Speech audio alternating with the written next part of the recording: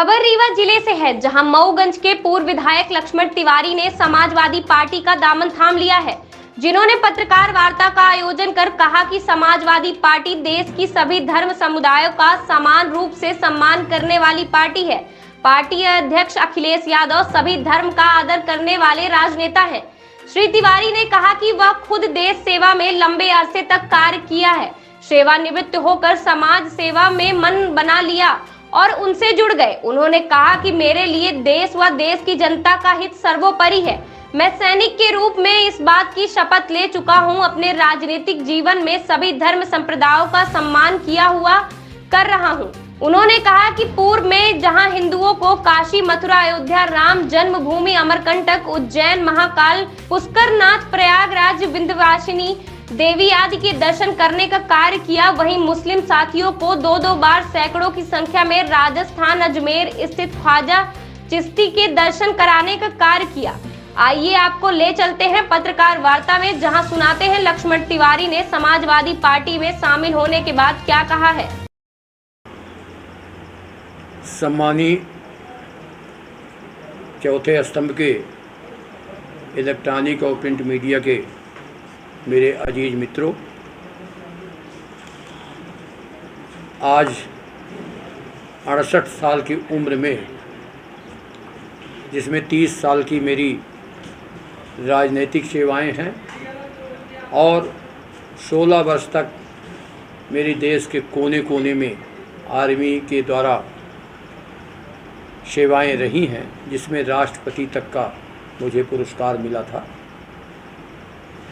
आज मैं एक बार फिर भारतीय राजनीति के बदलते क्रम पर और जिस तरह से संस्कारों को चुनौती मिल रही है और जिस प्रकार से इस देश में एकाधिकार जमाया जा रहा है, इस देश को लोकतांत्रिक व्यवस्था से हटकर एक लीक लाइन दी जा रही है, ऐसे में एक पढ़ा लिखा नौजवान जो भारत के इतिहास में पढ़ाई लिखाई से लेकर और अशुद्धता की ओर मेरे निगाह में है, उनका नाम माननीय अखिलेश यादव जी हैं।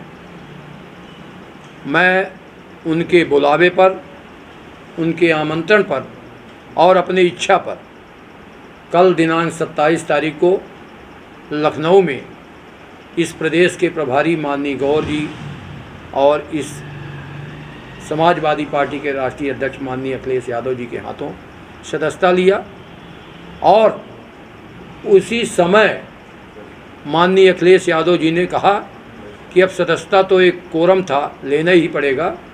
ले लिया आपने। मेरे सामने ही 68 सिरमौर विधानसभा क्षेत्र से मुझे प्रत्याशित घोषित किया। मैं आज इस विंध्य रीजन के राजनीति में सदस्यता लेने से पहले मैंने उनसे 5 प्रश्न रखा था।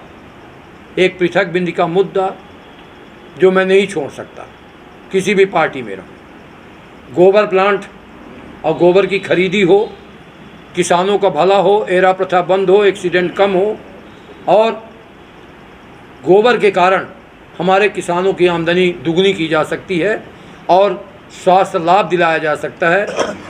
खून पसीने के पैसे की गाढ़ी कमाई से उन्नति हो सकती है जो बिना रोग व्याधि के।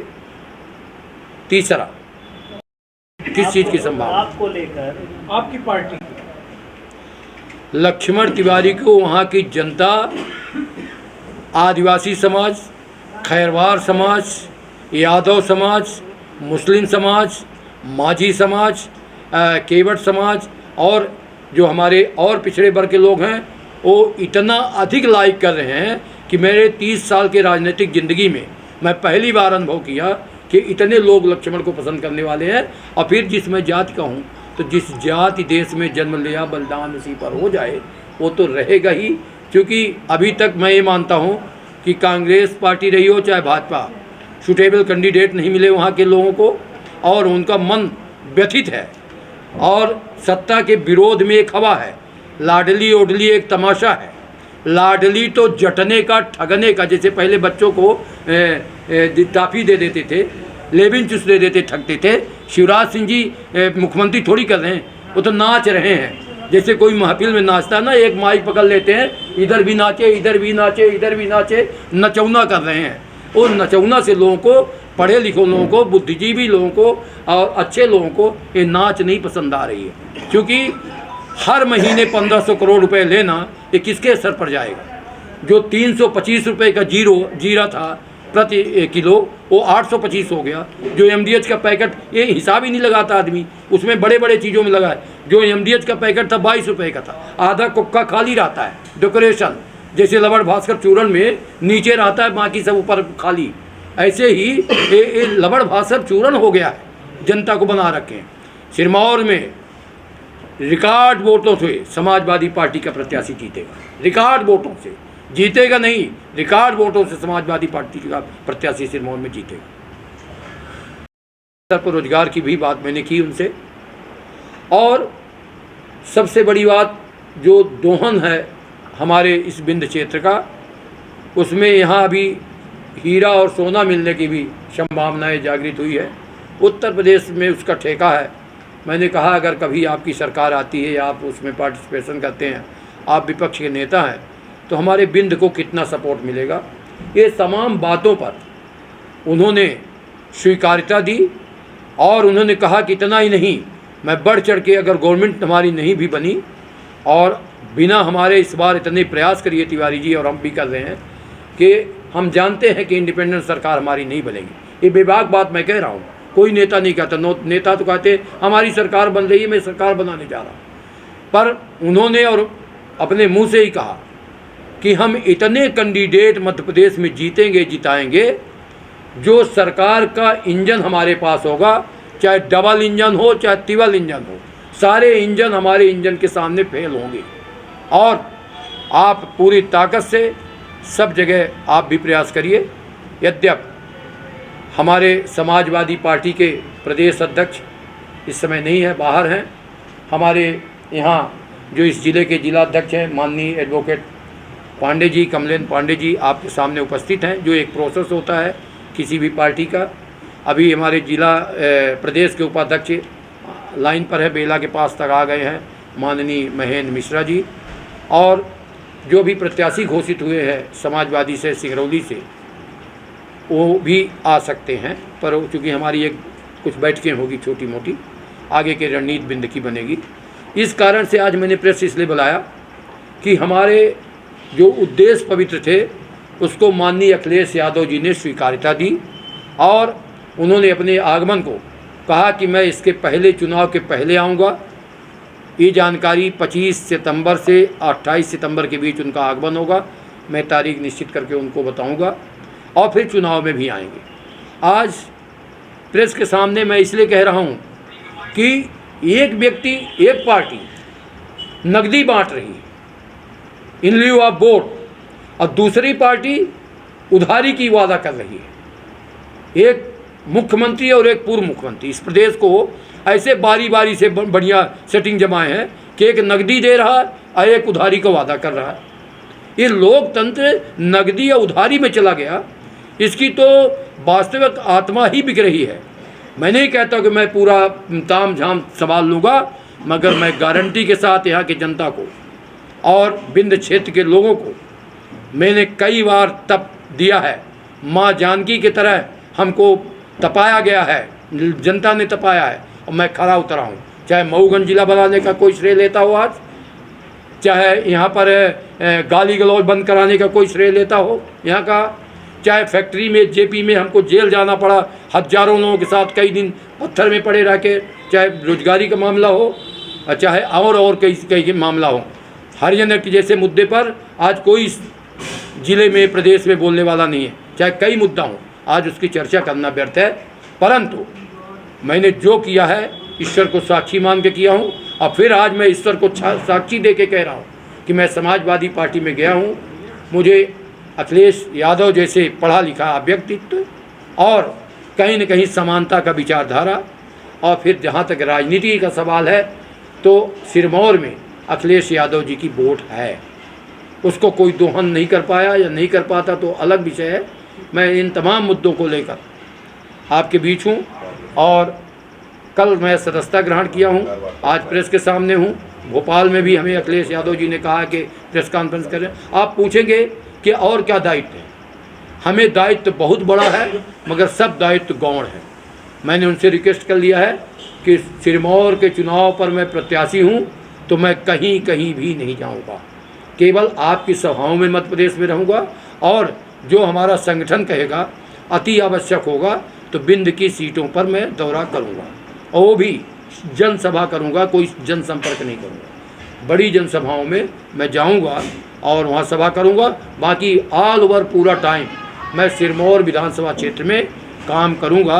और जैसे ही नवंबर में चुनाव हो जाएंगे आखिरी दिनों पर, और आगे में जो भी दायित्व पार्टी देगी, बड़ा दायित्व अपने टीम में रखेंगे या वो सब उनके ऊपर है, या प्रदेश में कहाँ रखेंगे। अभी हमारे प्रदेश अध्यक्ष माननीय रामायण सिंह जी पटेल जी हैं, मैं उनका भी अभिनंदन करता हूं। जो मैं सपा के हमारे यहाँ स्थानीय कार्यकर्ता जितनी भी टीम है, जो भी टीम है, जितनी भी है, अच्छी है, बुरी है, टूटी है, फूटी है, क्योंकि यहाँ भी बहुत जनाधार नहीं था। मैं प्रत्येक उन तमाम सदस्यों का दिल से हार्दिक अभिनंदन करता हूँ, स्वागत करता हूँ। अपने दरवाजे पर बुलाऊंगा, उनके साथ पुराने लोगों के साथ बैठ के मीटिंग करूंगा, नए लोगों को जोड़ूंगा। और जो हमारा अभी तक 2200 कार्यकर्ता मैंने तैयार किया है सिरमौर विधानसभा क्षेत्र में, ये और 60 जो है कैबिनेट, लक्ष्मण कैबिनेट तैयार किया है। हर 5 पोलिंग के बीच में एक लक्ष्मण कैबिनेट मंत्री होगा, लक्ष्मण कैबिनेट। और इसके बाद हम अपनी विधानसभाओं को 34 सेक्टरों में बंटवारा किया है। हम अपनी विधानसभा को 5 जोन में बंटवारा किया है। हम अपनी विधानसभा में प्रत्येक पोलिंग 12 से 18 आदमी और कहीं कहीं 20 आदमी जो मैंने तैयार किया है, वो सारे के सारे सदस्यता लेकर वो समाजवादी पार्टी में काम करेंगे। मुझे तो अभी आज इतना ही इजाज़त है कि मैं आपसे बात करूं। अगर आपकी तरफ से कोई और बात है तो कृपया पूछ सकते। नोटबंदी कौन? ऐसे पैसे वाले वोट चाट के और लौट जाएंगे, जैसे मऊगंज में अरबों रुपए का एक मालिक आरटीओ फाटियों में इधर उधर कहीं रहता था, मैं नाम नहीं लेता इनका, सबका लौट आए ऐसे और राजनीति बंद कर दिया। वो आप याद करिए कौन हो सकता है। कुर्ता पैजामा उतार दिया, वही लक्ष्मण है। हम बहुत पैसे वालों को प्रभुत्व देते, पैसे वालों का वोट पैसे वाले बांटेंगे, अब बिना पैसे वाले का वोट एक एक वोट लक्ष्मण तिवारी को मिलेगा।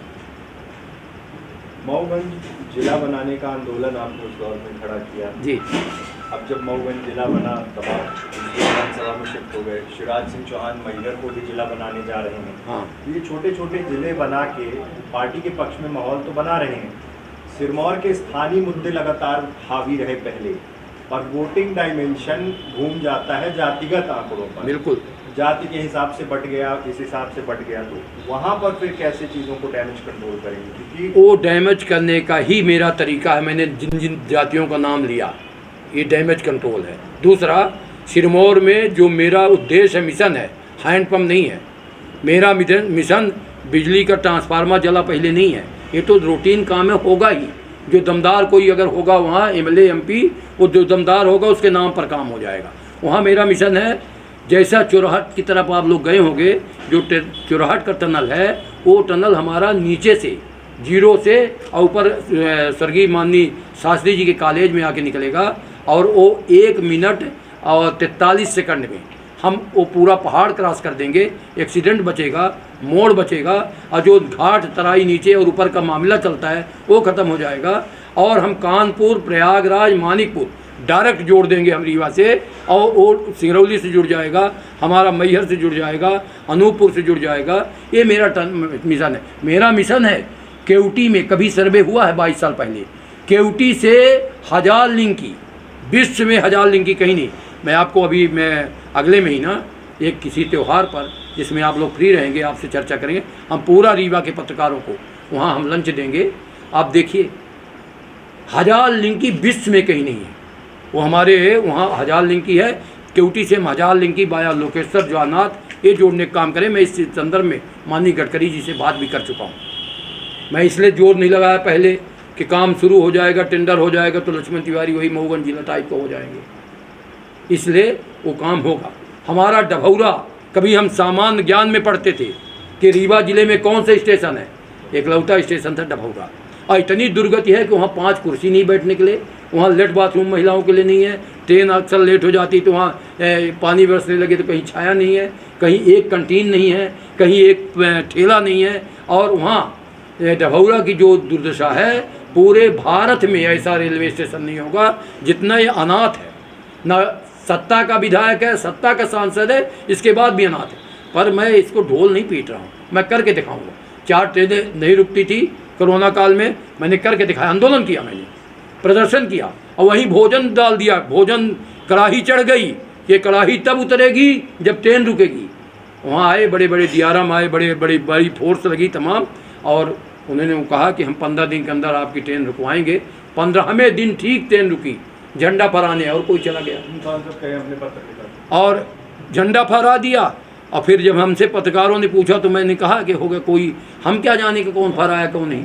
हमने कहा ऐसे तो बहुत ज़्यादा हो रहे हैं, एक शब्द है, एक का नाम ले लिया मैंने, वो नाम नहीं लेना चाहिए, साडोल ओडोल की तरह निवास करते हैं लोग, आजकल परिपक्व राजनीति की हूँ।